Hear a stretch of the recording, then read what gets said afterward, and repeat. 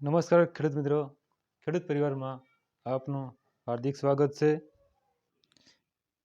આજે હું તમને નિર્માણ કાર્ડ એટલે આપણે ગામડામાં સાદી ભાષામાં લાલ ચોપડીની યોજના વિશે માહિતી આપશું. નિર્માણ કાર્ડ યોજના ગુજરાત સરકાર દ્વારા શરૂ કરવામાં આવેલ છે. મકાન અને અન્ય બાંધકામ વ્યવસાયમાં જોડાયેલા બાંધકામ શ્રમિકો એટલે કે મજૂરો આ કાર્ડ બનાવી શકે છે. આ કાર્ડથી ઘણી સહાય અને યોજનાના લાભ મળતા હોય છે. ગામડામાં સાદી ભાષામાં આ યોજનાને લાલ ચોપડી કહે છે, કારણ કે લાલ કલરની ચોપડી આવતી હોવાથી.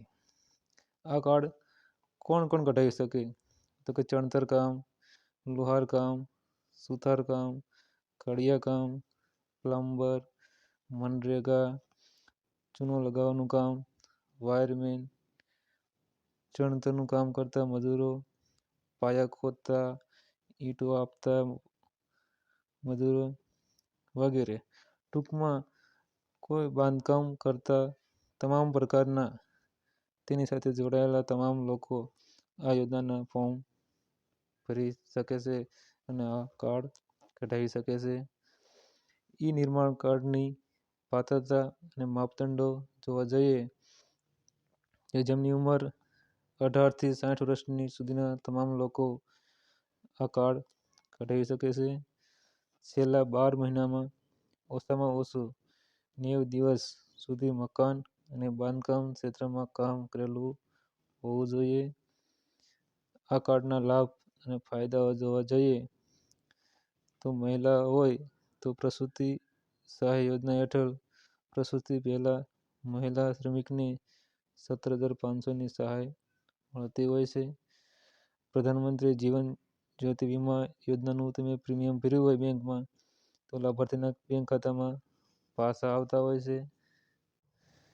વ્યવસાયિક રોગોમાં આર્થિક સહાય 3 લાખ સુધીની છે, અથવા મૃત્યુ, કાયમી અશક્તતાના કિસ્સામાં પણ 3 લાખની આર્થિક સહાય મળવાપાત્ર છે. શિક્ષણમાં સહાય જોવા જઈએ તો બાંધકામના શ્રમિકના બાળકોને પ્રાથમિક શાળાથી PhD સુધીની શિક્ષણ સહાય આ કાર્ડ દ્વારા મળતો હોય છે.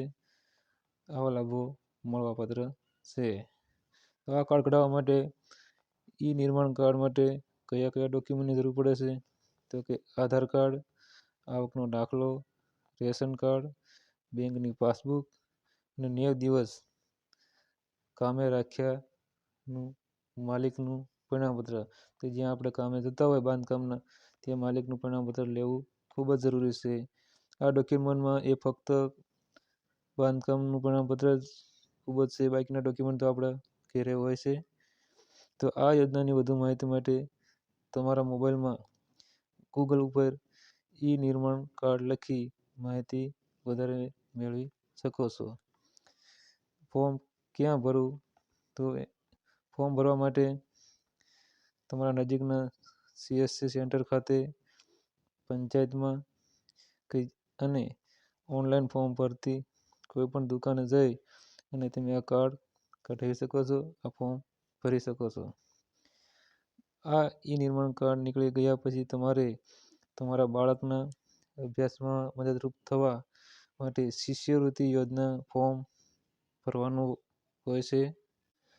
આ કાર્ડ નીકળી ગયા પછી નિર્માણ કાર્ડ દ્વારા શિષ્યવૃત્તિ યોજનામાં ફોર્મ ભરવા માટેના ડોક્યુમેન્ટ આધાર કાર્ડ, જેમાં બાળક અને વાલીનું આધાર કાર્ડ, રેશન કાર્ડ, નિર્માણ કાર્ડ, બેંક પાસબુક વાલીની, માર્કશીટ શૈલી, તમારો જે બાળક અભ્યાસ કરતો હોય એની શૈલી માર્કશીટ, ફીની પહોંચ, પાસપોર્ટ ફોટો બાળકનું, બોનાફાઇડ સર્ટી અને સોગંદનામું.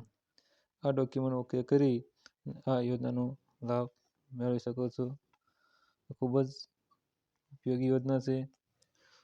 જો તમને આ વિડીયો ગમ્યો હોય, માહિતી ગમી હોય તો ચેનલને સબસ્ક્રાઈબ કરો, શેર કરો, જેથી બધાને માહિતી મળી રહે. આવા જ નવા વિડીયો જોવા માટે જોતા રહો ખેડૂત પરિવાર ચેનલ, અને ચેનલને સબસ્ક્રાઈબ કરવાનું ભૂલતા નહીં. વિડીયોની નીચે જ લખેલું હશે સબસ્ક્રાઈબ, એના ઉપર ક્લિક કરો એટલે તમને અપડેટ માહિતી મળતી રહે. આભાર.